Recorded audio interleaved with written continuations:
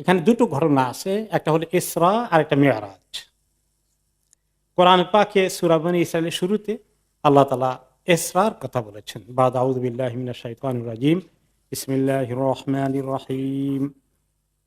সুবহানাল্লাযী আসরা বিআবদিহি লাইলাম মিনাল মাসজিদিল হারাম ইলাল মাসজিদিল আকসা আল্লাযী বারাকনা হাওলাহু লিনুরিয়াহু মিন আয়াতিনা ইন্নাহু হুয়াস সামিউল বাসীর। পবিত্র সেই মহান আল্লাহ, মহান সত্তা, যিনি তার বান্দাকে রাতের বেলা নিয়ে গেছেন মসজিদুল হারাম থেকে, মক্কা থেকে, ইলাল মসজিদুল আকসা, মসজিদে আকসার দিকে, আল্লাযী বারাকনা হাওলা, যার চতুর্পাশে চতুর্দিকে আমরা বরকতে ভরপুর করে দিয়েছি। লিনুরিয়াহু মিন আয়াতিনা, তাকে আমরা দেখাতে চাই আমাদের অনেক নিদর্শন, কুদরতের নিদর্শন দেখাতে চাই। ইন্নাহু হুয়াস সামিউল বাসীর, তিনি নিশ্চয়ই আল্লাহ, তিনি সবকিছু শুনেন এবং জানেন। এই আয়াতের মুখতাসার তাফসীর আমরা করব সিরাতের আলোচনা উপলক্ষে। তার আগে এটা হচ্ছে ইসরা, রাতের বেলায় তাকে নিয়ে গেছেন মসজিদে হারাম থেকে মসজিদে আকসা, এই জার্নির খবর আছে। এরপরে মসজিদে আকসা থেকে আল্লাহ ওনাকে কোথায় নিয়েছেন? সিদরাতুল মুনতাহা পর্যন্ত নিয়েছেন। সে খবর এই আয়াতে নাই, সে খবর অন্য আয়াতে আছে। সেটা সূরা নাজমের মধ্যে আছে। সূরা নাজমের 13 থেকে 18 নম্বর আয়াতে আছে। ওয়ালাকাদ রাআহু নাজলাতান উখরা ইনদা সিদরাতিল মুনতাহা ইনদাহা জান্নাতুল মাওয়া ইয ইয়াগশা সিদরাতা মা ইয়াগশা মা যাগাল বাসারু ওয়া মা তাগা লাকাদ রাআ মিন আয়াতি রাব্বিহিল কুবরা। নিশ্চয়ই তিনি দেখেছেন তাকে। কে দেখেছেন কাকে? মুহাম্মদ সাল্লাল্লাহু আলাইহি ওয়াসাল্লাম দেখেছেন জিবরাইল আলাইহিস সালামকে, আবার দেখেছেন নাজলাতান উখরা, দ্বিতীয়বার সশরীরে দেখেছেন। জিবরাইল আলাইহিস সালাম সাধারণত মানুষের সূরত ধরে আসেন নবীদের কাছে, সেটা স্বাভাবিক, মানুষের মতো আছে। কিন্তু ওনার অরিজিনাল যে সূরত আল্লাহ তাআলা ওনাকে দিয়েছেন, কত পাখা? 600 জানাহ, 600 পাখা। তিনি একবার দেখেছিলেন যখন হেরা গুহা থেকে নামছেন। ওহী নাজিলের প্রথম দিকে তো তিনি মানুষ হিসাবে আসলে গুহার ভিতরে আপনি করে ধরলেন, ধরে আলিঙ্গন করলেন, ইকরা বললেন, তাই না? তখনও মানুষের সূরতে। এরকম একাধিকবার ওহীর পরে কোন কোন রিওয়ায়াতে আসে জিবরাইল আলাইহিস সালাম তো বুঝতে পেরেছেন তিনি মানুষের সূরত ধরে আসেন। তিনি আরজু করেছিলেন যে মানুষের সূরত ধরে আসেন, আপনার অরিজিনাল সূরত কি একবার দেখাবেন? তখন তিনি অরিজিনাল সূরতে দেখেন, তিনি তখন পূর্ব দিগন্তে অরিজিনাল সূরতে 600 পাখা যে খুললেন, সারা দিগন্ত জুড়ে ভর্তি হয়ে গেল। এই বিশাল সূরত দেখে নবী করিম সাল্লাল্লাহু আলাইহি ওয়াসাল্লাম বেহুশ হয়ে পড়ে গেলেন। আবার নবী করিম জিবরাইল আলাইহিস সালাম নিজেকে গুটিয়ে নিয়ে অরিজিনাল মানুষের ফেসে চলে এসে ওনাকে ধরে আলিঙ্গন করলেন যে এটা তো আপনার পক্ষে দেখা সম্ভব না, এই জন্যই তো আল্লাহ তাআলা আমাকে মানুষ করে পাঠান, মানুষের সূরত দিয়ে পাঠান। ওই প্রথম দেখেছিলেন অরিজিনাল ইয়েতে। আবার সিদরাতুল মুনতাহার ওখানে যখন নিয়ে গিয়েছেন, ওখানে গিয়ে আবার অরিজিনাল সূরতে ওনাকে ছেড়ে দিয়েছেন। তারপরে জার্নি তো আমরা শুনবো, আল্লাহ তাআলার সঙ্গে ওনার একলা হয়েছে, সেখানে জিবরাইল আলাইহিস সালাম আর নাই। তো এই তিনি আবার তাকে দেখেছেন দ্বিতীয়বার, ওই খবর আসলো সূরা নাজমের মধ্যে। কোথায় দেখেছেন? সিদরাতুল মুনতাহার ওখানে মেরাজের সময়। ইনদা সিদরাতিল মুনতাহা, বড়ই গাছের শেষ, বড়ই গাছের ওখানে। বড়ই গাছটা কেমন ইত্যাদি আমরা পরে শুনবো যখন মেরাজের আলোচনা আসবে। এখন ইসরার আলোচনা চলছে ইনশাআল্লাহ। ইনদাহা জান্নাতুল মাওয়া, ওই সিদরাতুল মুনতাহার পরেই জান্নাতুল মাওয়ার ঠিকানা শুরু হয়ে যায়, জান্নাত শুরু হয়ে যায়। ইয ইয়াগশা সিদরাতা মা ইয়াগশা, তিনি যখন সেখানে ছিলেন, সিদরা এই বড়ই গাছ তাকে এত কিছু ঢেকে রেখেছে, এত নূর সেই গাছকে ঢেকেছে। এত নূরের তাজাল্লি সেখানে আছে। তিনি এগুলো সব দেখেছেন। এই মেরাজ সত্য। মা যাগাল বাসারু ওয়া মা তাগা, তার চোখ কোনো কিছু বক্রতা দেখায়নি, তাকে উল্টাপাল্টা কিছু দেখায়নি, তিনি অরিজিনালি দেখেছেন। যা দেখেছেন সেখানে অরিজিনালি, স্বপ্নেও দেখেননি, বাস্তবে দেখেছেন, এবং উল্টাপাল্টা কিছু দেখেননি, রাইট জিনিস দেখেছেন। ওয়া মা তাগা, আর তুমি কোনো সীমা লঙ্ঘন করেননি। দেখে যা দেখেছেন তাই তোমাদেরকে বলছেন ইসরা মেরাজের ঘটনা। লাকাদ রাআ মিন আয়াতি রাব্বিহিল কুবরা, তিনি তার রবের অনেক বড় বড় নিদর্শনগুলো দেখে এসেছেন। তাহলে এই অংশটুকুর মধ্যে মেরাজের খবর আছে ইনডাইরেক্টলি, কিন্তু হাদিসে অনেকগুলো খবর এসেছে। তিনি বলেছেন লাম্মা উসরিয়া বি, যখন আমার ইসরা হয়েছে, লাম্মা উরিজা বি, যখন আমার মেরাজ হয়েছে। তো ইসরা শব্দের অর্থ কি আর মেরাজ শব্দের অর্থ কি? দুটো জানির, দুনিয়ার অংশটা হচ্ছে ইসরা। ইসরা, আসরা মানে হচ্ছে রাতের বেলায় সফর করা। তো রাতের বেলায় সফরটা হয়েছে স্থল পথেই, বরাকে করে কিভাবে গিয়েছেন আমরা আসবো ইনশাল্লাহ। এই স্থল পথে জার্নিটা হচ্ছে মক্কা মসজিদে হারাম থেকে ফিলিস্তিনের মসজিদের আকসা পর্যন্ত, এতটুকু হচ্ছে ইসরা। এটা এইরকম জার্নি। আর মেরাজ হলো উরুজ, মেরাজ হলো ঊর্ধ্বগমন, অ্যাসেনশন, উপরের দিকে যাওয়া। ওটা এরকম জার্নি না।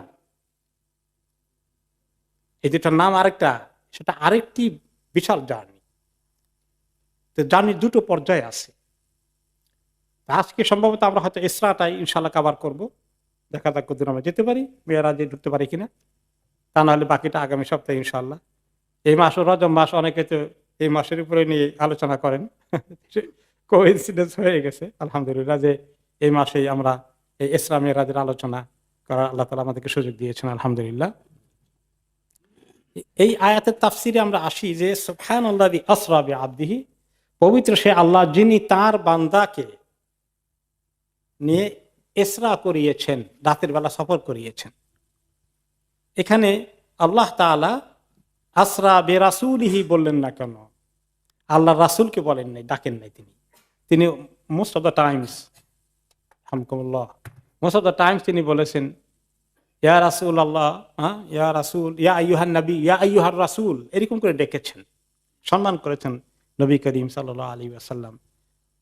অথচ আমরা দেখি যে অন্যান্য নবীদেরকে ইয়া মূসা এভাবে ডেকেছেন, নাম ধরে ধরে।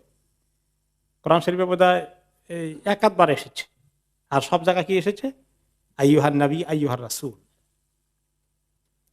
আর আব্দের অর্থ একেবারে বান্দা, কৃত দাসের মতো অবস্থা। আব্দ, দাস। নবী করিম সাল্লাল্লাহু আলাইহি সাল্লামকে এখানে বিআবদিহি, তার দাসকে নিয়ে গেছেন। অনেকে এই দাসের তর্জমাটা করলে খুব খারাপ ফিল করেন, ওনাকে কৃত দাস, দাসের মতো বলা হয়েছে, এটা কি কোনো কথা হইল? উনি এত সম্মানিত নবী। আসলে এই নবী করিম সাল্লাল্লাহু আলাইহি সাল্লাম নিজেকে আল্লাহ তাআলার এত ইবাদত করেছেন, এই ইবাদতটাই আসলে দাসত্ব। তিনি কি আল্লাহর ইবাদত করেন নাই? তিনি আল্লাহ তাআলার ইবাদত সবচেয়ে বেশি করেছেন। এই ইবাদতটাকে বোঝানোর জন্য যে ইবাদতে যিনি পূর্ণতা অর্জন করেছেন, সবচেয়ে বেশি আল্লাহ তাআলা গোলামি করেছেন, তিনি কে? রাসূলুল্লাহ সাল্লাল্লাহু আলাইহি ওয়াসাল্লাম। সবচেয়ে বেশি ইবাদতকারীটা কি?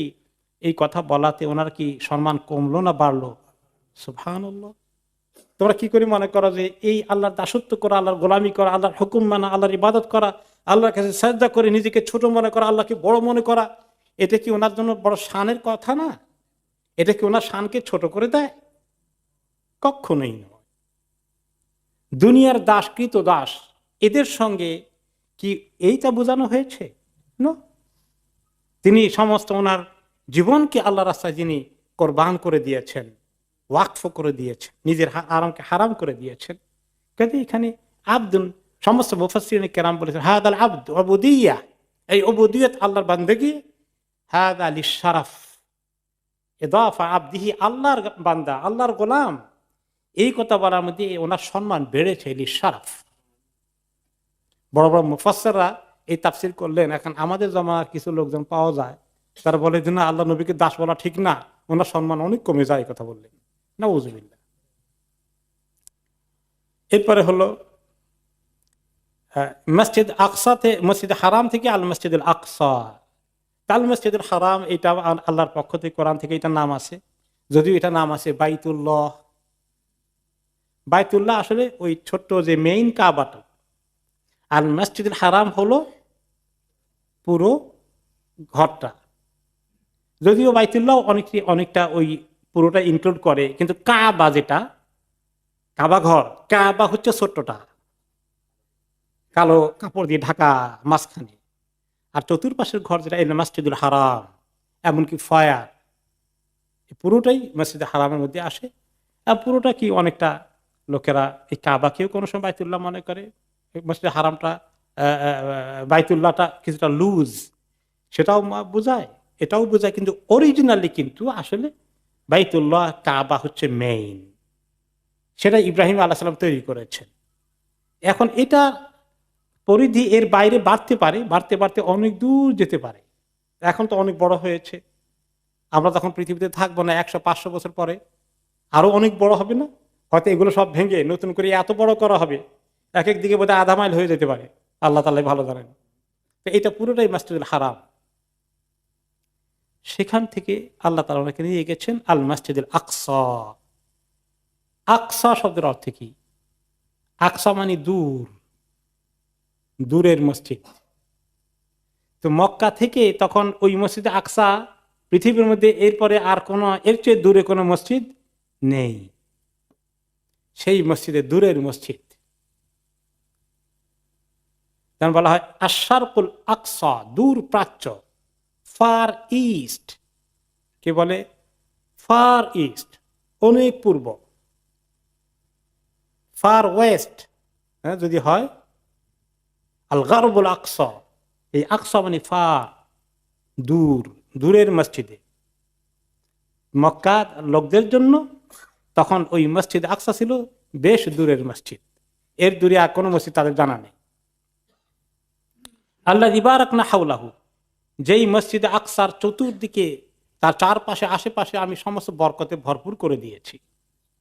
বরকত দুই রকম, একটা হলো স্পিরিচুয়াল দ্বীনি দিক থেকে, রুহানি দিক থেকে, ইসলামের দিক থেকে। আরেকটা বরকত হচ্ছে মানুষের দুনিয়াবী দিক থেকে, ওই এলাকাটা বরকতময়। ইসলামী দৃষ্টিকোণ থেকে বরকতময় হচ্ছে অনেক নবী, বলা যায় মেজরিটি নবী ওই জায়গাতে এসেছেন। বনি ইসরায়েলের মধ্যে যত নবী এসেছেন ম্যাক্সিমাম ওই এলাকায়। আপনি যদি ইতিহাস দেখেন, ইব্রাহিম আলাইহিস সালাম থেকে শুরু করে ইসহাক আলাইহিস সালাম, ইয়াকুব আলাইহিস সালাম, ইউসুফ আলাইহিস সালাম, মিশর গেলেও থাকলেও পরে ওই এরিয়া সেটার আন্ডারে চলে এসেছে। পরবর্তী সমস্ত নবী মুসা আলাইহিস সালাম, সুলাইমান আলাইহিস সালাম, দাউদ আলাইহিস সালাম, সব ওই এলাকা, নবীদের পদদলিত এলাকা, নবীদের কদম যেখানে চলাফেরা করেছে।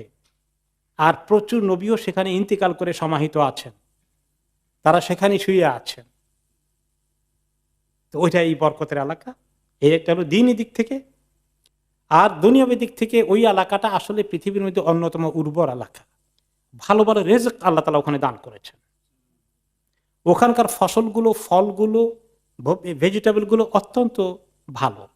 ওখানকার খেজুর আপনারা খান, যে এই খেজুরকে কি বলে না, মাজুলি, মাজুল, এই খেজুরটা অনেক বড় সাইজের, মাশাআল্লাহ, অনেক বড় সাইজের খেজুর এবং বেশ স্বাদ। ওখানের আপনার যে ফলগুলোই আছে, ওখানের বেদানা, ওখানকার আঙ্গুর, ওখানকার কমলা লেবু, ওখানকার জাইতুন, সুবহানাল্লাহ, শ্রেষ্ঠ জাইতুন ওই এলাকার। তো এদিক থেকে অনেক কিছু ওখানে, এবং কৃষি ফসল খুব ভালো হয়, অন্যান্য আরব দেশের মতন ধুধু বালিকার মতো নয়, এবং পাহাড়ি জমিন নয়, ফসল হয় এরকম যথেষ্ট বরকত আল্লাহ ভরপুর করে দিয়েছেন। তো সেই দিক থেকে ওই ঘরের চতুর্পাশে বরকতময় আছে। লিনুরিয়াহুমিন আয়াতিনা, আমি তাকে আমার নিদর্শন অনেক কিছু দেখাবো। কি কি দেখিয়েছেন আল্লাহ তাআলা, তার ফেরেশতা বর্ণনা ইনশাআল্লাহ আসবে। এই দেখানোর জন্য তাকে আমি জানির ব্যবস্থা করেছি। ইন্নাহু হুয়াস সামিউল বাসির, আল্লাহ তাআলা ভালো করে সবকিছু জানেন এবং সবকিছু শোনেন এবং দেখেন। তাহলে ইসরা এবং মেরাজের দুটো পর্যায়। এখন এই ইসরা এবং মেরাজের হাদিস অনেকগুলো এসেছে, অনেক হাদিস, কিছু কিছু হাদিস দাঈফ বলা যায়, অনেক হাদিস আছে হাসান, অনেক হাদিস আছে সহিহ। এবং এত হাদিস বর্ণিত হয়েছে এই বিষয়ে সাহাবাদের কাছ থেকে, অনেক সাহাবীরা রিওয়ায়াত করেছেন। এই জন্য অনেকেই এই এই ইসরা এবং হাদিসকে মুতাওয়াতিরা পর্যন্ত বলেন। কারা কারা বর্ণনা করেছেন হাদিসগুলো ইসরা সংক্রান্ত বিষয়ে? সাহাবীরা কিন্তু দেখেন নাই, অনেকেই ছিলেন না ওই সময়, মক্কি জিন্দেগিতে ঘটেছে এটা। তো কিন্তু পরবর্তী পর্যায়ে বিভিন্ন সময় রাসূলুল্লাহ সাল্লাল্লাহু আলাইহি ওয়াসাল্লাম থেকে ওনাদের কাহিনী শুনে শুনে ওনারা যেগুলো বলেছেন, যে সমস্ত সাহাবীরা বর্ণনা করেছেন তাদের লিস্ট হচ্ছে: ওমর ইবনে খাত্তাব রাদিয়াল্লাহু আনহু, আলী ইবনে আবি তালিব, আব্দুল্লাহ ইবনে মাসউদ, আবু যার, মালিক ইবনে সা'সা, আবু হুরায়রা, আবু সাঈদ, আব্দুল্লাহ ইবনে আব্বাস, শাদ্দাদ ইবনে আউস, উবাই ইবনে কাব, আব্দুর রহমান ইবনে কুরত, আবি হাব্বা, আবি লাইলা আনসারি, আব্দুল্লাহ ইবনে আমর, জাবের, হুযায়ফা, বুরাইদা, আবু আইয়ুব, আবু উমামা, সামুরা ইবনে জুনদুব, আবুল হামরা, সোহাইব আর রুমি, উম্মে হানি, আয়েশা, আসমা রাদিয়াল্লাহু আনহুম ওয়া আনহুন্না জামিআন। এত সাহাবী বর্ণনা করেছেন এই হাদিসগুলো। এখন আসি আমরা আরেকটি পয়েন্টে, যে কবে এই ইসরা এবং মেরাজ সংঘটিত হয়েছে। এই বিষয়ে আপনাদের কাছে কি জানা আছে বলেন দেখি, কয় তারিখে কবে হয়েছে? 27 রজব। কোন সনে? তার খবর রাখি না। তো এই বিষয়ে প্রথমত কোন সনে, কোন বৎসর হয়েছে এটা নিয়ে যথেষ্ট ইখতিলাফ হয়েছে। কোন মাসে হয়েছে সেটা নিয়ে ইখতিলাফ হয়েছে। কোন তারিখে হয়েছে সেটা নিয়ে ইখতিলাফ আছে। আমরা যে একটা মুখস্থ করেছি একবারে কোরআন হাদিস, কোরআন দিয়ে একবারে বুখারী রিওয়ায়াতের মতো শক্ত করে মুখস্থ করেছি ছোটকাল থেকে 27 রজব, আর সেই দিন একটা বিশেষ অনুষ্ঠান করার ইত্যাদি যে রেওয়াজ চলে হয়ে আসছে, দিনটাই ওই দিন হয়েছে কিনা এটা নিয়ে কোনো ঐক্যমতে পৌঁছা যায় নাই। তা আপনারা বলবেন এত বড় একটা ঘটনা, এটা কবে ঘটলো এটাই যদি জানা না যায় তাহলে তো মুশকিলের কথা। যখন এটা ঘটে জেনারেলি তিনি তায়েফ থেকে আসার পর হিজরতের আগে সময়টা কতটুকু ছিল? 3 বছরের কাছাকাছি। তায়েফে গেলেন, মক্কায় ফেরত এসে আর 3 বছরের মাথায় তিনি হিজরত করেন। এর ভিতরেই ঘটেছে, এই ব্যাপারে মেজরিটি ইমামদের একমত যে এর ভিতরেই ইসরা ঘটেছে। যদি এখানেও কিছু ইখতিলাফ আছে, কিন্তু মেজরিটি ঐতিহাসিক মুহাদ্দিস ওরা আমাদের মত যে এই 3 বছরের ভিতরে ঘটনা ঘটে। তার থেকে আসার অল্প কিছুদিন পরে, না 6 মাস পরে, না 1 বছর পরে, না 2 বছর পরে, এটা নিয়ে বিভিন্ন রেওয়ায়েত আছে। তো এই রেওয়ায়েতগুলো কেন এরকম হয়ে গেল, কেন এত বড় ঘটনা একমত হওয়া গেল না বা এটা পাওয়া গেল না, এটার হেতু কি? হেতু হচ্ছে যে ওই সময় যখন এই ঘটনা ঘটে তখন লেখাপড়া আরবদের ভিতরে ইতিহাস লেখা, কলম কাগজ নিয়ে বসা, এগুলা কেমন হতো? নাই, খুবই কম, নাই বলতে চলে, 1-8 জন লিখতে পারে। এইরকম লেখালেখির কাজ, এমনকি ক্যালেন্ডার তাদের ছিল না, সন তারা জানতো না। আপনারা শুনেছেন, আলোচনা মনে আছে, কোন সনের কত তারিখে তারা যখন জীবিত ছিলেন সাহাবীরা, তারা জানতেন না কোন সনের মধ্যে তারা আছেন। তারা এগুলা রেফার করার জন্য কি করতেন, যে আমল ফিল, হাতির বছরের 3 বছর আগে হয়েছে, না হাতির দিয়ে আক্রমণ করার 10 বছর পরে কিছু ঘটছে, এরকম করে তারা রেফার করতেন। আরবদের মধ্যে এই সমস্ত ক্যালেন্ডার যেভাবে অন্যান্য জাতির কাছে ছিল এরকম ছিল না। এরপরে হচ্ছে সাহাবীদের সংখ্যা ছিল একেবারেই কম, ওনারা সবাই, আর তখন কি পেরেশানি, অনেকে চলে গেছেন আবিসিনিয়াতে, ইথিওপিয়ায় হিজরত করে, অনেকে নিজের গান নিয়ে বেঁচে আসেন। নবী করিম সাল্লাল্লাহু আলাইহি সাল্লাম নিজেও এত খোলামেলা কিছু করতে পারছেন না, বলতে পারছেন না। কিছু ঘটনা ঘটেছেন, এরা মেয়েরা শেষ করে এসে তিনি বলেছেন, সেটার কাহিনী আমরা শুনবো, তারপরে রিয়াকশন কি হলো। এই পুরো ঘটনা বলে এরকম করে একটা অডিয়েন্স পাওয়া, যে আমি এরকম দেখেছি, শোনা, এই ঘটনা ঘটেছে, একেবারে আগা থেকে গোড়া পর্যন্ত সব তিনি বয়ান করেছেন, আর এখানে হাজার হাজার সাহাবী ছিল শোনার জন্য, এরকম কিছু ছিল না। তিনি মুক্তাসার বলেছেন, পরে বলেছেন আবার 3 বছর পরে মেরাজে গেছিলাম, এই জিনিসটা দেখেছিলাম। 6 মাস পরে বলছেন যে ওইখানে আমাকে এই জিনিস দেখানো হয়েছে। যাওয়ার পথে এগুলো ঘটছিল। এক এক সময় এক এক জায়গায় তিনি প্রয়োজন মতো বিভিন্ন সময় বলেছেন। এগুলোকে সব কম্পাইল করে ওনার জামানায় একেবারে সুন্দর করে ইতিহাস লেখার মতো কাজ হয় নাই। ওনাদের কাছে A to Z কি ঘটলো কি না হয়েছে এগুলো বড় কথা নয়। মেইন শিক্ষা আল্লাহর কাছ থেকে তিনি কি নিয়ে এসেছেন সেটাকে তিনি টাইম টু টাইম উম্মতের কাছে বয়ান করে গেছেন। এমন কোনো জরুরি শিক্ষা তিনি মিস করে দেননি যেটা আল্লাহ তাআলা ওনাকে সেখানে দিয়েছেন এবং তিনি উম্মতকে দিতে ভুলে গেছেন। এমন কিছু ঘটার কথা নয়। এরপর এই ব্যাকগ্রাউন্ডের পরে আসেন যে কবে হয়েছে। কেউ কেউ বলেছেন ইমাম তবরীর মতন একজন বড় ঐতিহাসিক, এবং তিনি তাফসীর তবরী লিখেছেন। ইসলামের ইতিহাসে যে বড় বড় কয়েকটা রেফারেন্স আছে তার মধ্যে একটা ইমাম তবরীর রেফারেন্স। তিনি বলেছেন এইটা ঘটেছে নবুয়তের প্রথম বছরে ঘটে গেছে মেরাজ, ইসরা মেরাজ। তো ওই যে তিনি বললেন এটা কিন্তু অনেকেই দ্বিমত পোষণ করেছেন। এটা ওনার একটা মত, উনি ঐতিহাসিক। ঐতিহাসিকরা কিছু ইতিহাস যে সমস্ত রেফারেন্স পেয়েছেন ওগুলা লিখেছেন, এবং আপনারা জানেন যে এগুলো হাদিসের মতো এত কনফার্ম করে লেখা হয়নি, কাজে ওনার মতকে অনেকে নেয়নি, কোনো দলিল এভাবে তিনি দেখাতে পারেননি। এরপরে দ্বিতীয় মত হচ্ছে যে নবুয়তের 5 বছর পরে হয়েছে, এই ব্যাপারে মতামত দিয়েছেন ইমাম নববী এবং ইমাম কুরতুবী। ইমাম নববী অনেক বড় মাপের ইমাম, ইমাম কুরতুবী অনেক বড় মুফাসসির, ওনার ইতিহাস সম্পর্কে অনেক লেখা আছে, এটাও অনেকে নেননি। 3 নম্বর মত হচ্ছে রজব মাসের 27 তারিখে ঘটেছে, যেটা আমরা শুনে আসছি, এবং এটা নবুয়তের 10ম বৎসরে হয়েছে, 10th ইয়ার, তাইফ থেকে ঘুরে আসার পরে কিছুদিনের মধ্যে হয়ে যায়। এটা হলো 3 নম্বর মত। এটাই মোটামুটি একটু বেশি মশহুর হয়েছে, পরিচিত, যে নবুয়তের 10ম বৎসরে রজব মাসের 27 তারিখে এটা ঘটে। 4 নম্বর হয়েছে মত দিয়েছেন অনেকেই, সেটা হচ্ছে রমাদান মাসের এই ঘটনা ঘটে, রমাদান মাসে ইসরা হয়েছে, এই ধরনের মতামত পাওয়া গেছে। সেটা 12তম বৎসরে, 13তম বৎসরে তিনি সফর করেন, মদিনার দিকে চলে যান, হিজরত করেন নবুয়তের, মনে আছে তো? তাহলে এই যে 12তম বৎসরে এটা ঘটে। এরপরে আরেকটা মত আছে, না 13তম বৎসরে, নবুয়তের 13তম বৎসরে মক্কার লাস্ট ইয়ারের মধ্যে ঘটে, সেটা মুহররম মাসে। এরপরে 6 নম্বর মত পাওয়া গেছে, না সেটা 13তম বৎসরে রবিউল আউয়াল মাসে ঘটে। তাহলে কয়টা মত পাওয়া গেল? 6টা মত। এর মধ্যে বেশি প্রচলিত আছে রজব মাসের 27 তারিখ। ঠিক আছে, এখন মোটামুটি এই পিরিয়ডটার ভিতরে ঘোরাঘুরি করলেও অধিকাংশ মুহাদ্দিস, মুহাক্কিক, ঐতিহাসিকগণ একমত যে তায়েফ থেকে আসার পরে হিজরতের আগে কোনো এক সময় এই ঘটনা ঘটে।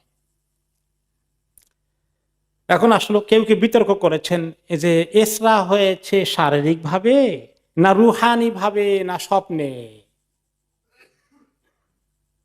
একজন মানুষের পক্ষে এইভাবে করে মসজিদে আকসা যাওয়া, মসজিদে হারাম থেকে আবার উপরে উঠে আল্লাহর কাছে যাওয়া, এটা তো মানুষের পক্ষে কিভাবে সম্ভব? এই অলৌকিকতা যারা বিশ্বাস করে না, যারা যুক্তিবাদী, বেশি সায়েন্সের উপরে বেশি নির্ভর করে, তারা বলে এটা হইতে পারে না। তাহলে রুহানি ভাবে আল্লাহ নিয়ে গেছেন, শারীরিক ভাবে উনি এখানে পড়েছিলেন, তারা এই ব্যাখ্যা করেছেন। আবার কেউ কেউ বলেছেন না, স্বপ্ন যোগে হয়েছে। এটা স্বপ্ন যোগে, আমরা তো মাঝে মাঝে আমেরিকা চলে যাই, এটা আশ্চর্যের কি? স্বপ্ন যোগে গেলে এটা কোনো বড় ঘটনা হলো নাকি? হাদিসে অনেকগুলো দেখা যাবে যেভাবে ঘটেছে বর্ণনা আসলে, যে এই দুটো কথাই ঠিক নয়। শুধু রুহানি ভাবে হয়েছে, ওনার শরীর দুনিয়াতে যেখানে শুয়ে আছেন সেখানে শুয়ে আছে, এই কথা ঠিক নয়। আর স্বপ্নে হওয়ার তো প্রশ্নই আসে না। জাগ্রত অবস্থায় বাস্তবে শারীরিক এবং আত্মিক ওনার গোটা শরীর নিয়েই কি হয়েছে? মেরাজ হয়েছে। ওনার শরীর নেওয়ার জন্য বোরাক লাগে, রুহ নেওয়ার জন্য বোরাক লাগে নাকি? রুহ নেওয়ার জন্য আবার স্বপ্নে দেখার জন্য কি বোরাক লাগবে নাকি? কিছুই দরকার নাই। এগুলো কোনো যুক্তি নয়। এগুলো কেউ কেউ বলেছেন, আসলে এগুলোর পক্ষে কোনো দলিলও নাই। আর এগুলো কিছু যারা একটু যুক্তিবাদী, এই লোকেরা বেশি বলেছে। তিনি যদি বলতেন যে আমার মেয়ের হয়েছে স্বপ্ন যোগে, আমি জান্নাতে গিয়েছি, এগুলো দেখেছি সেগুলো দেখেছি, তাহলে মক্কার আবু জাহল এটা নিয়ে এত প্রতিবাদ করতো, স্বপ্ন মানুষ কত কিছু দেখে, এটা কোনো বিষয় হলো নাকি, তো কি হয়েছে তুমি স্বপ্নে গেছো, আর তো রুহানি ভাবে গেছে, রুহের কি অবস্থা সেটা কি জানি, তুমি তো দুনিয়াতে ছিলা, তো এর মধ্যে আশ্চর্য হওয়ার কি আছে? তাহলে এটা কখনই টিকার মতো নয়। তাহলে হচ্ছে যে শারীরিকভাবে এবং জাগ্রত অবস্থা হয়েছে। অনেকগুলো হাদিসে এই যে ইসরার অংশটুকুন আসছে, তার বর্ণনা আমরা কোরআনে পাকে শুনলাম একটু সূরা ইসরার মধ্যে, সূরা বনী ইসরাইলের মধ্যে। আর একটি হাদিসে, কয়েকটি হাদিসকে একসঙ্গে করলে তার সারমর্ম যেটা আসে, সেটা একটি হাদিসে আনাস ইবনে মালিক রাদিয়াল্লাহু আনহু বর্ণনা করেন, সাহাবী, যে মালিক ইবনে সা'সা রাদিয়াল্লাহু আনহু, যিনি অন্যতম বর্ণনাকারী ইসরা এবং মেয়াদের, তিনি বলেন নবী করিম সাল্লাল্লাহু আলাইহি ওয়াসাল্লাম ইসরা মিরাজের ঘটনা বলতে গিয়ে বললেন, হাদাসাহুম আন লাইলাতি উসরিয়া বি, যে রাতে ওনাকে ইসরা করা হয়েছে, ক্বালা সাল্লাল্লাহু আলাইহি ওয়াসাল্লাম বাইনামা আনা ফিল হাতিমে ওয়া রুব্বামা ক্বালা ফিল হিজরি মুত্তাজিআন, যে আমি এই মসজিদে হারামের এখানে হাতিমের মধ্যে শোয়া ছিলাম, কোন কোন রিওয়ায়াতে আসছে হাতিম, হাতিম বুঝছেন তো, কাবা শরীফের যে অংশটা খোলা আছে অর্ধচন্দ্রের মতো, এখানে এটাকে হাতিমে কাবা, হাতিম বলে কাবার অংশ যেটা আনকাবার রয়ে গেছে। কোন কোন রিওয়ায়াতে হাতিম আসছে, আর কোন কোন রিওয়ায়াতে আসছে আল হেজের, হেজের হচ্ছে মাকামে ইব্রাহিম। তো মাকামে ইব্রাহিম আর হাতিম এখন তাকে ঘেরাটোরা করে আলাদা করা, হয়তো ওই দুইটার মাঝখানে কাছাকাছি হবে, এই জন্য হেজরের শেষ মাথায় গেলে হাতিম শুরু হয়, হাতিমের শেষ মাথা আসলে হেজর শুরু হয়, হয়তো এই দুটো জায়গার মাঝামাঝি ছিলেন। এই জন্য কোন রেয়ায়তে হাতিম মধ্যখানে ছিলেন, কোন রেয়ায়তে হাতিম এসেছে, কোন রেয়ায়তে হেজর অর্থাৎ মাকামে ইব্রাহিমের কথা এসছে, যে এখানে শোয়া ছিলাম রাতের বেলায়। তিনি মাঝে মধ্যে এখানে শুতেন, আল্লাহর ইবাদত করতেন, তাহাজ্জুদ পড়তেন, এখানে শুয়ে থাকতেন, শোয়া ছিলাম। ঈদ আতানি আতিন, হঠাৎ করে আমার কাছে কেউ এসে গেলেন, কেউ একজন আসলেন, ফাকাদ্দাহ, অথবা আমাকে অপারেশন করলেন, এই গলার এখান থেকে শুরু করে পেটের প্রায় নিচ পর্যন্ত নাভির কাছাকাছি এই পুরো অংশ অপারেশন করে আমাকে একদম কেটে ফেললেন। আর আমি বললাম ফাশাক্কা মা বাইনা হাযিহি ইলা হাযিহি, কোন কোন রিওয়ায়াতে আছে তিনি বলছেন যে এখান থেকে এখান পর্যন্ত একদম অপারেশন করে খুলে ফেলল।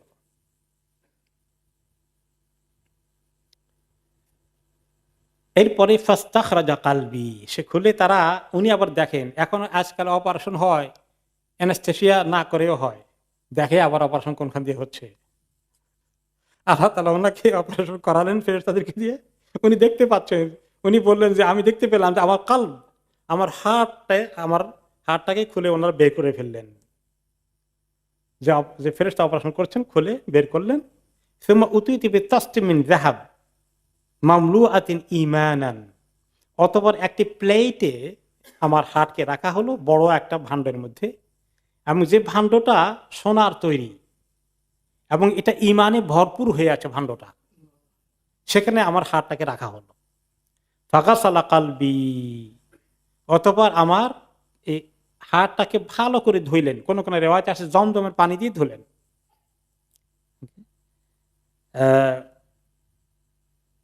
ধুয়ে অথবা আমাকে আবার এটা ফেরত দিলেন, দিয়ে ওইখানে ওটাকে আবার সেলাই করে আবার অ্যাজ ইট ইজ নর্মালি জোড়া লেগে গেল।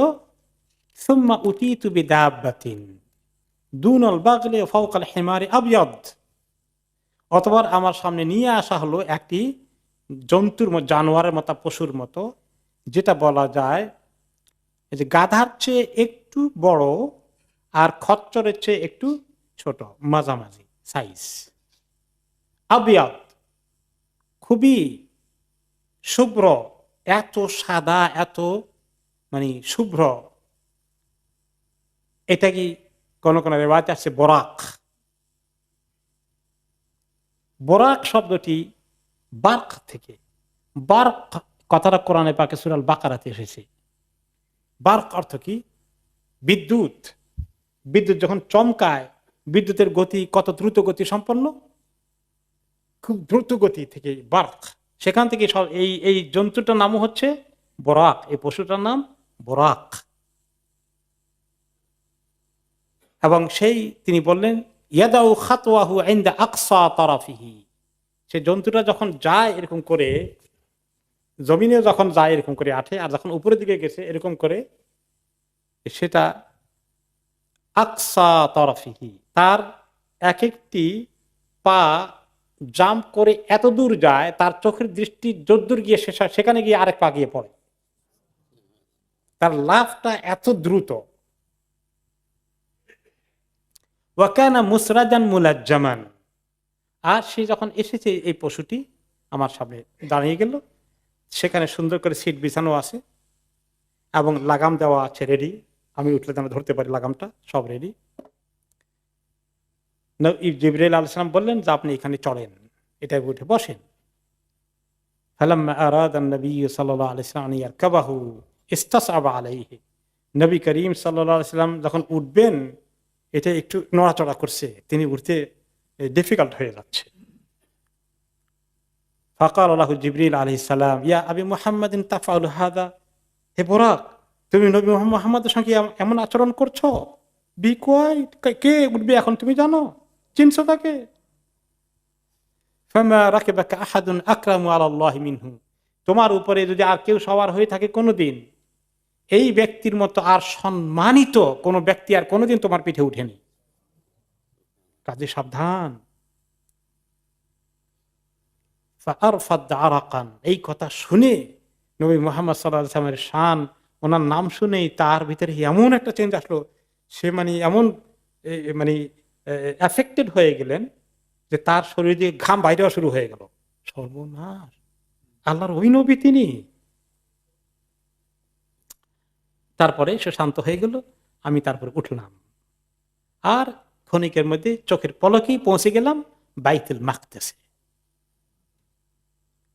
ফারাবাতাহু বিল হালকাতিল্লাতী ইয়ারবিতু বিহাল আম্বিয়া, সেখানে সমস্ত নবীরা যারা ওখানে আসতেন এই বাইতুল মাকদাসের ওখানে, তাদের ওখানে একটা ছোট্ট পাথরের পাহাড়ের মধ্যে পাথরের কেটে এমনভাবে হয়ে আছে একটা রিংয়ের মতো, ওইখানে সবাই ওই রিংয়ের ওখানে রশি ঢুকাইয়া তাদের যে সমস্ত উটগুলোকে বা জানোয়ারে সাওয়ার হয়ে আসতেন ওগুলোকে বাঁধতেন। আমি সেখানে বাঁধলাম, তাকে বেঁধে রেখে দিয়ে তারপর কি করলাম, সুম্মা দাখালতুল মসজিদ ফাসাল্লাইতু ফীহি রাকাতাইন সুম্মা খারাজতু, অতঃপর আমি মসজিদে আকসায় প্রবেশ করলাম আর সেখানে 2 রাকাত নামাজ পড়লাম, আর সেখান থেকে আমি বেরিয়ে গেলাম। নামাজ কি একলা পড়লেন না আম্বিয়া কেরাম সবাইকে নিয়ে পড়লেন, এটা নিয়ে একটা ডিসকাশন আছে, আমরা আসবো একটু পরে হয়তো ইনশাআল্লাহ। সেই নামাজ পড়ার বিষয়টা পরে আসবে। এখন আসলে এই যাত্রা পথে এখান থেকে তিনি মসজিদ ইসরা যাওয়ার পথে তিনি অনেক কিছু দেখেছেন। এই দ্রুত গতিতে ঘটা সত্ত্বেও পথিমধ্যে আল্লাহ তাআলা ওনাকে লিনুরিয়াহু মিন আয়াতিনা, আল্লাহ তাআলার নিদর্শনের অনেক কিছু দেখিয়েছেন। তার মধ্যে একটা আছে, তিনি একসময় ইমাম মালিক মুয়াত্তাতে বর্ণনা করেছেন, সাহাবী ইয়াহইয়া ইবনে সাঈদের বর্ণনায়, قال أسري برسول الله صلى الله عليه وسلم فرأى عفريتا من الجن يطلبه بشعلة من نار, জিনদের মধ্যে একটা দুষ্ট প্রকৃতির অনেক শক্তিশালী একটা জিন, এই লেভেলের হাই লেভেলের দুষ্ট বড় ক্রিমিনাল বড় মাস্তান জিন যেগুলো, ওগুলোকে বলা হয় ইফরিত। ইফরিত, এই ইফরিতকে আমাদের কোন কোন এলাকায় আঞ্চলিক ভাষা বলে ফেরত। শুনছেন কি নাকি জানি, শুনছেন না? ফেরত আসছিল ইফরিত, সে আসছে একটা আগুনের মশাল নিয়ে নবী মুহাম্মদ সাল্লাল্লাহু আলাইহি ওয়াসাল্লামকে জ্বালিয়ে দিবে। জালিমদের সাহস কত দেখছেন, যারা ক্রিমিনাল দুনিয়ার মধ্যে মস্তান আল্লাহর দুশমন, এদের সাহসের কোনো কমতি নাই। এক এক মারাত্মক ক্রাইম করে, আপনি চিন্তা করতে পারবেন না কার গায়ে হাত দিতে আসছে। সে আসছে এটা নিয়ে ঘোরাঘুরি করছে, কোন চান্সে রাসূলুল্লাহ সাল্লাল্লাহু আলাইহি ওয়াসাল্লাম যদি একটু অমনোযোগী হয়ে যান ওনাকে হঠাৎ করে আক্রমণ করবে। কুল্লামা ইলতাফাতা রাসূলুল্লাহ সাল্লাল্লাহু আলাইহি ওয়াসাল্লাম রাআহু, যেদিকে তিনি দেখেন তাকে দেখতে পান, সে শুধুমাত্র সুযোগের অপেক্ষায় আছে।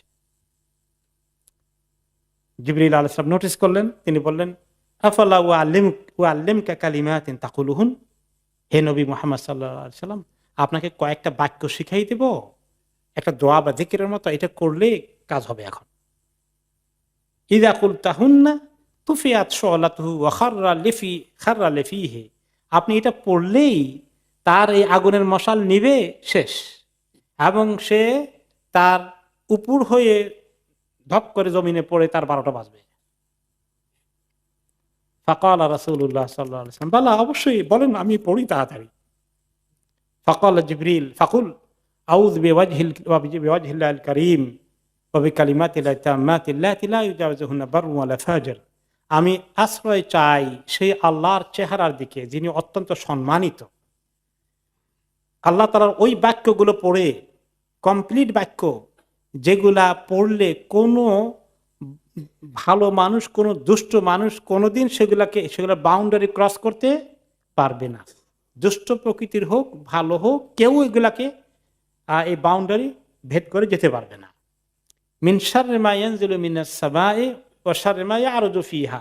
এই বাক্যগুলো দ্বারা আমি আল্লাহর কাছে আকাশ থেকে নাজিল হওয়া যদি কোনো খারাপ কিছু আসে, আর জমিন থেকে কিছু যদি উপরের দিকে যেতে চায়, যে কোনো ইভল ফোর্স, যে কোনো দুষ্ট শক্তি, তার কাছ থেকে আমি পানা চাই। ওয়া শাররি মা যারা ফিল আরদ ওয়া শাররি মা ইয়াখরুজু মিনহা ওয়া শাররি মা ইয়াখরুজু ফিহা। আর জমিনের মধ্যে যা কিছু সৃষ্টি হয় বা ছড়িয়ে পড়ে, জমিন থেকে যা কিছু বের হয় খারাপ জিনিস, ইভল কিছু, অমিন ফিতানিল লাইলি ওয়ান নাহার, রাত এবং দিনের মধ্যে যত ফিতনা ফাসাদ খারাপ জিনিস আছে সেগুলো থেকে, অমিন তাওয়ারিকিল লাইলি ওয়ান নাহার, রাতের বেলা বা দিনের বেলায় কোনো দুষ্ট প্রকৃতির কিছু, কোনো দুশ্মনী করার জন্য কেউ যদি আসে, সেই সব কিছু থেকে আমি আল্লাহর কাছে পানা চাই। ইল্লা তারিকান ইয়াতরুকু বিখাইরি ইয়া রহমান। তবে রাতের বেলায় ভালো খবর নিয়ে যদি কোনো কিছু আসে, কোনো ভালো ফেরেশতা আসে, ওইটা ছাড়া আল্লাহ হয়ে রহমান আল্লাহ, আর বাকি সবগুলোর অ্যাক্সেস আমার কাছে পেতে, আমাকে প্রোটেকশন দিতে আমি আপনার কাছে আশ্রয় চাই। তাহলে এই একটা দেখলাম শয়তান কত বড় দুষ্ট, দেখছেন? রাসূলুল্লাহ সাল্লাল্লাহু আলাইহি ওয়াসাল্লামকে অ্যাটাক করতে এসেছে। আল্লাহ তাআলা তাকে তিনি এই দোয়া পড়ার পরে নাকাম করে দিয়েছেন, বরবাদ করে দিয়েছেন। তার আগুন নিভে গেল, সে ব্যর্থ হয়ে ধূপ করে পড়ে গেল। দ্বিতীয় একটা সিন তিনি দেখলেন, ইবনে আব্বাস রাদিয়াল্লাহু আনহু বর্ণনা করেছেন যে ওনাকে যখন বাইতুল মাকদাসের দিকে নিয়ে যাওয়া হলো, তিনি একসময় আমাদেরকে কিছু ঘটনা বলেছিলেন। তার মধ্যে অন্যতম ঘটনা এসেছিল, রাআদ দাজ্জাল ফি সূরাতিহি রুইয়া আইন। তিনি প্রতিমধ্যে দাজ্জালকে দেখতে পেলেন একদম দিব্যি চোখে, বাস্তব চোখে। হঠাৎ করে দাজ্জালকে দেখতে পেয়েছেন, দাজ্জালের যে অরিজিনাল শেপ সেটা দিয়ে। নবী করিম সাল্লাল্লাহু আলাইহি সাল্লামকে তখন সাহাবারা জিজ্ঞেস করলেন, ইয়া রাসূলুল্লাহ, কেমন দেখছিলেন আপনি? তার ফিচারটা কেমন ছিল, তার গঠন প্রকৃতি কেমন ছিল, একটু বলুন আমাদেরকে। ক্বালা রাআইতু ফাইলামানিয়ান। ওকে, ফাইলামানিয়ান মানে হচ্ছে, ফাইলাম মানে হল যে, এটাকে বলা যায়, ইংলিশে একটা সুন্দর শব্দ আছে, মানে বিশাল সাইজের, জাইগ্যান্টিক ফিগার। তার ফিগার সাধারণ মানুষের মতো না, যদিও সে বনি আদম থেকেই অরিজিনালি, তার ফিগারটা অনেক বড়, হিউজ, জাইগ্যান্টিক ফিগার। আকমারা হিজানান, তবে খুবই সাদা, মানে কালারটা খুব কালো না, খুবই কিন্তু সাদা প্রকৃতির। ইহদা আইনাইহি কাইমাতুন কান্নাহা কাওকাবুন দুররিয়্যুন।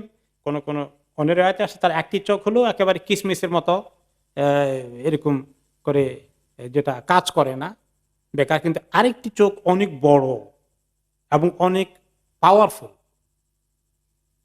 এত বড়, খুব আলো দেয় সেই চোখটা। এত বড় একটা চোখ, একেবারে মতির মতো, বিরাট একটা গ্রহ নক্ষত্রের মতো সাইজ, একটা তারার মতো সাইজ।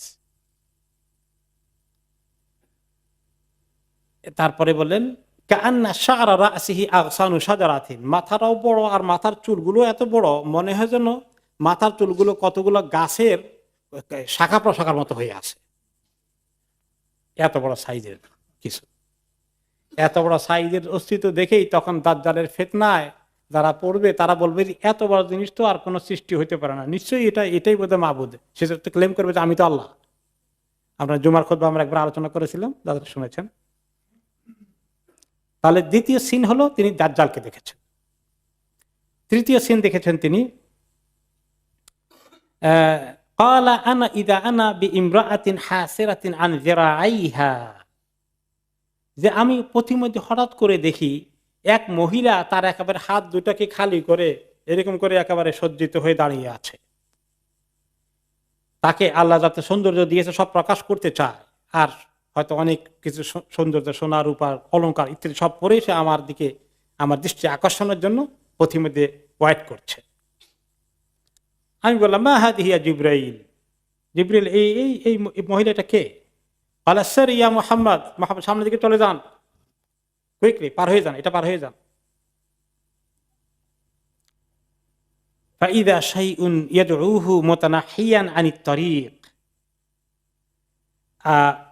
তিনি যখন চলে যাচ্ছেন তখন একটা জিনিস রাস্তা ছেড়ে দিয়ে দূরে গিয়ে ডাকছে, ইয়াকুল হালুম্মা ইয়া মুহাম্মদ, হে মুহাম্মদ এদিকে আসো, এদিকে আসো, এই এই রাস্তায় আসো। ফাকাল লাহু জিবরিল সির ইয়া মুহাম্মদ, জিবরিল আলাইহিস সালাম বলেন মুহাম্মদ শুনবেন না এই আওয়াজ, আপনি সোজা যেতে থাকেন, কন্টিনিউ। ওকে, তাহলে দুইটা জিনিস দেখলেন। প্রথমটা, এই যে মহিলা আসলে একটু বুড়ো মহিলা, সে নিজেকে একেবারে খুলে সৌন্দর্য দিয়ে প্রকাশ করার চেষ্টা করেছে, কিন্তু আসলে তো সে বুড়ো। যেটা দেখেছেন রাস্তার পাশে, সে হচ্ছে যে দুনিয়া কতটুকু বয়স আর আছে এই মহিলার বয়স থেকে বুঝতে পারেন। একটা মহিলার বয়স যদি হয় 70 বছর, সে এখন বুড়ো হয়ে আসছে, আর কত বছর বাঁচবে আশা করা যায়? আর বেশি নাই। তো দুনিয়ার বয়সও শেষ হয়ে গেছে এই মহিলার বয়সের মতো। আপনার পর থেকে দুনিয়ার বয়স অনেক কমে গেছে।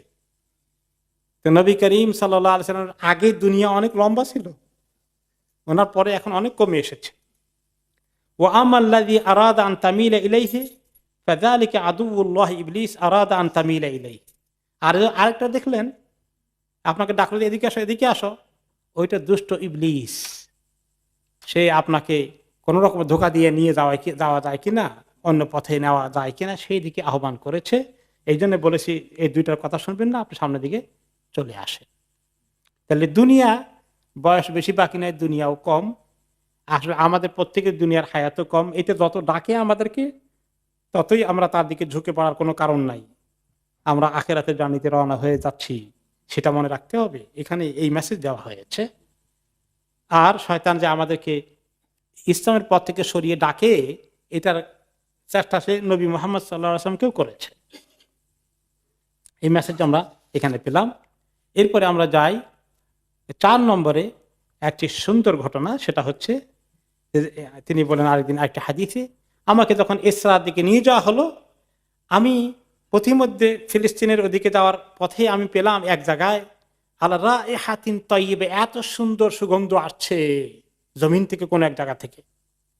ফাকুলতু ইয়া জিবরিল মা হাযিহি রাইহাত তাইয়্যিবা, এত সুন্দর সুগন্ধ কোত্থেকে আসছে জিবরিল?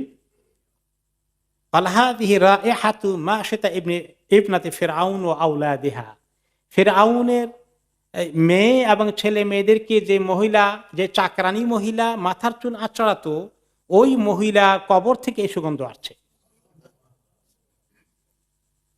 তার কুলতু ওয়া মা শাআনুহা, সাহাবী জিজ্ঞেস করেন ইয়া রাসূলুল্লাহ, সেই মহিলার শান কি, তার ঘটনা কি? তার ঘটনা তিনি বিস্তারিত বললেন। যখন ওই মহিলার মেয়েকে মাথার চুল আঁচড়িয়ে দিচ্ছিল, চাকরানী মহিলাটি ফিরআউনের মেয়ের চুলকে আঁচড়িয়ে দিচ্ছিল, হাত থেকে চিরুনি পড়ে গেলে কি বলল?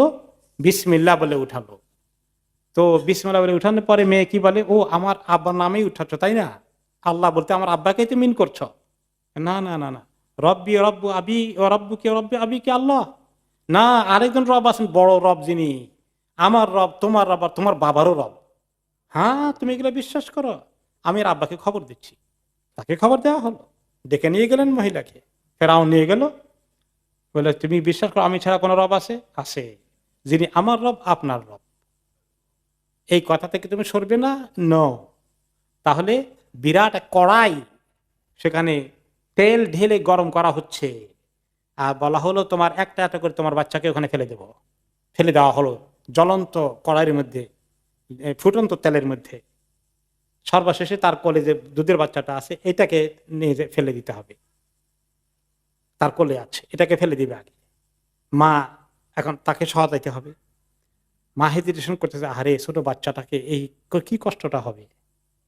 তখন এই বাচ্চা জবাব দিল কি, ইয়া উম্মা ইকতাহিমি, মা আপনি জাম্প করেন, ঝাঁপ দেন তেলের মধ্যে।